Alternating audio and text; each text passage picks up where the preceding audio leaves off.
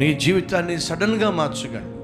నీ జీవితాన్ని, శాపంగా ఉన్న నీ జీవితాన్ని, దుఃఖంతో ఉన్న నీ జీవితాన్ని, పాపంలో బందీగా ఉన్న నీ జీవితాన్ని, పతనమైపోతున్న నీ జీవితాన్ని, నిరాశ నిస్పృహలో ఉన్న నీ జీవితాన్ని, మోడుబారిన నీ జీవితాన్ని, అంధకారంలో ఉన్న నీ జీవితాన్ని నా ప్రభువు అద్భుతంగా మార్చగలడు, ఆశ్చర్యకరంగా మార్చగలడు. ఆయన చేతులు నువ్వు పడితే చాలు.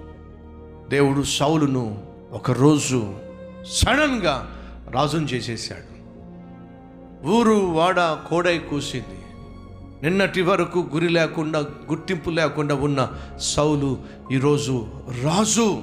ఎప్పుడైతే సౌలు సడన్గా రాజు అయ్యాడో, ఎంత రుణపడి జీవించాలి, ఎంత కృతజ్ఞత కలిగి జీవించాలి. అయ్యా, ఏ పాటి వాడిని, నా తండ్రి ఇల్లు ఏ పాటిది, నేను ఏ పాటి వాడిని, యుద్ధం చేయడం నాకు చేత కాదు, యోధుడిని కానే కాదు, తెలివితేటలు లేనివాడిని, గాడిదలనే కనుగొనలేకపోయాను, ఇక నేను ఏ విధంగా ఈ దేశాన్ని పరిపాలించగలను, తండ్రి నీ సహాయం లేకుండా, నీ కనికరం లేకుండా నేనేమీ చేయలేను అని దేవుని మీద ఆధారపడితే ఎంత బాగుండేది. రాజు అయిన తరువాత సౌలు బహుగా గర్వించాడు.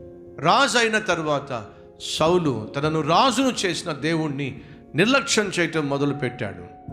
ఆ సింహాసనం మీద కూర్చున్న తరువాత, ఆ రాజు వస్త్రము ధరించిన తరువాత, ఆ రాజభోగాలు అనుభవించటం మొదలుపెట్టిన తరువాత, తనను రాజును చేసిన దేవుణ్ణి నిర్లక్ష్యం చేయటం మొదలుపెట్టాడు. మన మధ్య ఎవరైనా ఉన్నారా? ఆ ఉద్యోగం వచ్చిన తరువాత, ఆ సీట్లో నువ్వు కూర్చున్న తరువాత, ఆ పోస్టు నీకు వచ్చిన తరువాత, ఆ పొజిషన్కి చేరిన తరువాత, ఆ ప్రాపర్టీస్ నువ్వు కొనుక్కున్న తరువాత దేవునికి దూరం అవుతున్నావా?